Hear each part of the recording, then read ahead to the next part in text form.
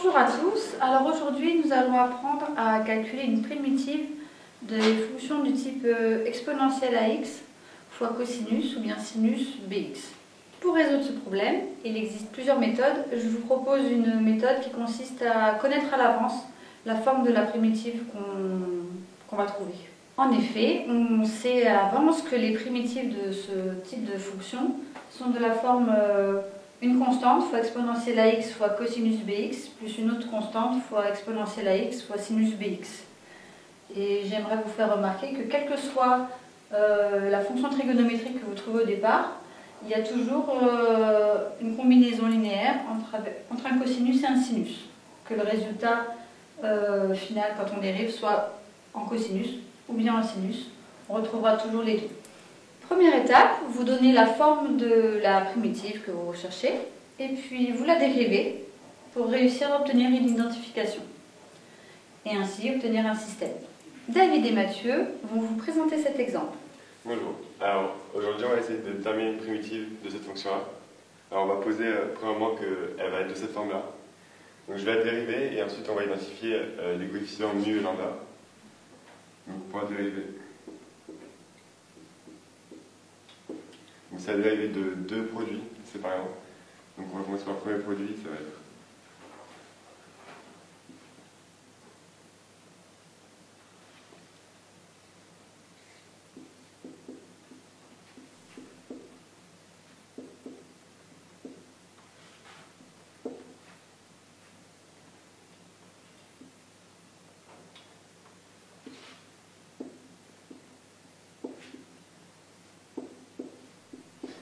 et pour le deuxième produit, donc ça va être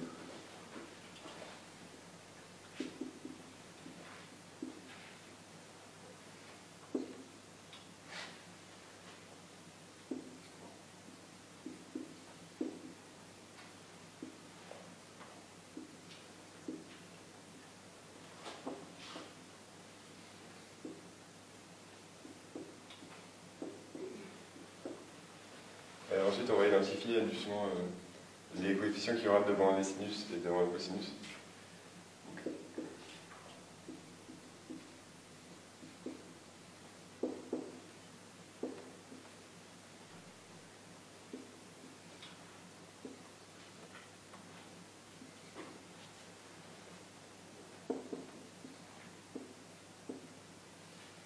Et les coefficients devant les sinus.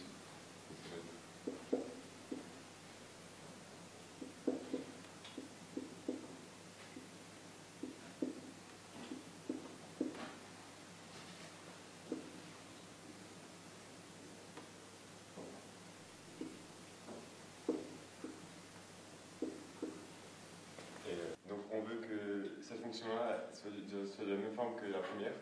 Donc on va identifier que ce coefficient-là doit être nul et celui-là doit être égal à 1. Donc on a le système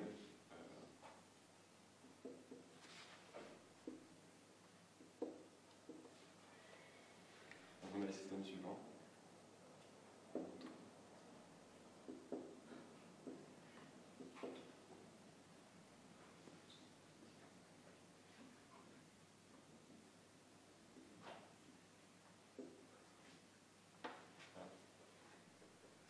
Deuxième étape, vous avez un système à résoudre. Eh bien, allez-y, résolvez ce système, trouvez les constantes lambda et mu, et puis conclure. Mathieu va vous présenter cette deuxième étape. Donc, en dérivant la primitive, on a obtenu ce système, et le but à présent est de résoudre ce système pour trouver mu et lambda afin de les remplacer dans l'expression. Donc, on va le résoudre par substitution.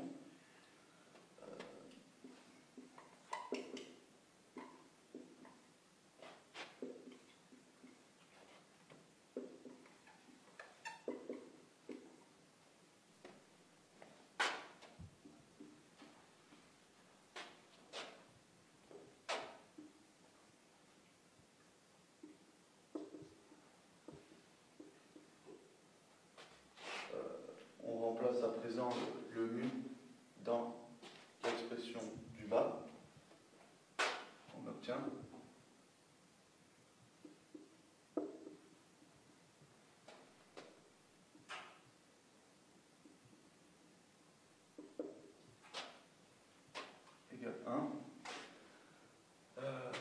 mais au même dénominateur.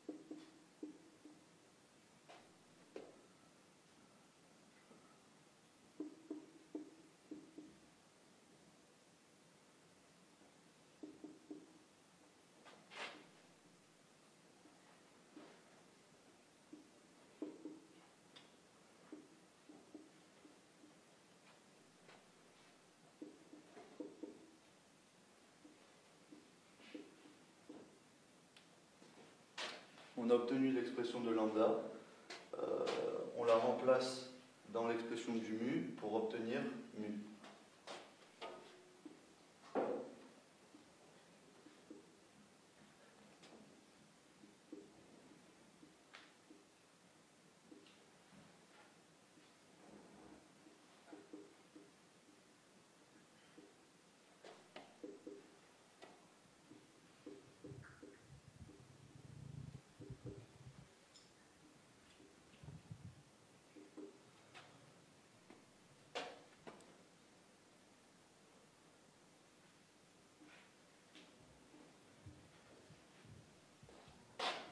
À présent, il suffit de remplacer le mu de lambda dans l'expression de la primitive. Donc on obtient le lambda qui est égal à 2 divisé par moins 13.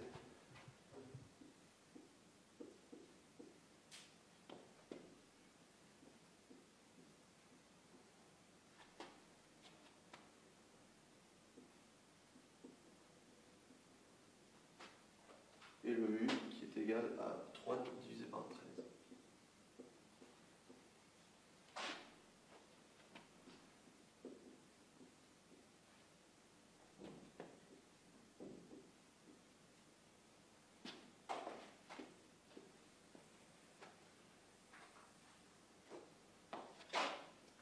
Voilà. Alors, merci David, merci Mathieu. Quelques remarques à faire sur les calculs pour commencer. Ici, je crois qu'il y a un petit moins qui s'est perdu en route. Celui-là. Je vais peut-être prendre un stylo rouge. Donc là, il y a un moins. Donc ça change de place. Et ce moins-là, tant qu'à faire, vous pouvez le mettre en haut. Ça revient même. Au niveau de la rédaction, n'oubliez aucun de vos connecteurs logiques. C'est ce qui fait le lien entre tous vos calculs. Et ici, sur un calcul comme ça, préférez plutôt simplifier par 2 en haut et en bas et obtenir directement moins 3 sur 13. Ça vous évitera des calculs supplémentaires qui peuvent éventuellement vous conduire à des erreurs de calcul. Ce n'est pas le cas, il y avait juste le signe. Au niveau des calculs, on s'en est sorti quand même comme il faut.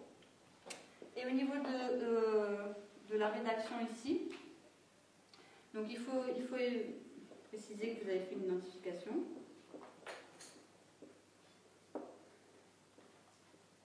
Cette identification provient de cette égalité-là. On a ceci. Alors on peut toujours, à l'oral, on peut toujours vous demander vraiment pourquoi ce coin vaut 0 et celui-ci vaut 1. C'est vrai que c'est pas toujours évident à justifier correctement. En tout cas, le fait est que cette fonction-là s'écrit sous la forme 0 fois cos 2x exponentielle 3x plus 1 fois sinus 2x, exponentielle 3x. Et pour que ces deux fonctions soient égales, quel que soit x réel, ceci soit vrai pour tout x réel, il faut effectivement que ces deux coefficients soient égaux, autrement dit que celui-ci soit égal à 0 et l'autre soit égal à 1. Voilà, je vous remercie. Voilà, une petite remarque sur la résolution des systèmes. Il existe plein de méthodes pour résoudre les systèmes. Je vais vous montrer une autre façon de faire. Donc pour résoudre ce système, vous avez plusieurs méthodes selon où vous en êtes dans le programme. Donc vous avez les méthodes de substitution que vous connaissez déjà et d'opérations élémentaires. Peut-être vous avez appelé ça combinaison linéaire ou je ne sais trop quoi. En tout cas, vous pouvez utiliser ça. Sinon, vous avez aussi des formules qui marchent bien. Des formules pour les systèmes de 2. Donc c'est l'occasion pour moi de vous montrer comment les faire fonctionner sans se tromper. Donc pour lambda et mu, les dénominateurs ce sera le même. Pour calculer les dénominateurs, vous faites un calcul qui s'apparente à celui-ci qui nous donne moins 3 fois moins 3, moins 2 fois moins 2, ouais, c'est ça. Donc ça fait 9 plus 4, ça fait 13. Donc les dénominateurs ici, ça va être 13 pour chacun d'eux. Et ensuite pour lambda, ce que je vais faire pour calculer le numérateur ici, je vais remplacer moins 3 et moins 2 par 0 et 1. Et puis là, je vais laisser la même colonne. Et je vais réeffectuer le même type de calcul. Et donc j'obtiens 0 fois moins 3, 0. Moins 2 fois 1, j'obtiens ici un numérateur qui vaut moins 2. Et je fais la même chose pour mu en remplaçant 2 et moins 3 par 0 et 1. Donc les coefs de gauche c'est moins 3, moins 2. Ici ça fait 0 et 1. Et là encore, quand j'effectue le calcul, je trouve le numérateur qui vaut moins 3 cette fois-ci. Donc je retrouve de la même façon les résultats précédents. Voilà, merci. Eh bien, les mathématiques, c'est comme le sport, c'est pas en regardant la télévision que vous allez y arriver. Donc maintenant, à vos stylos.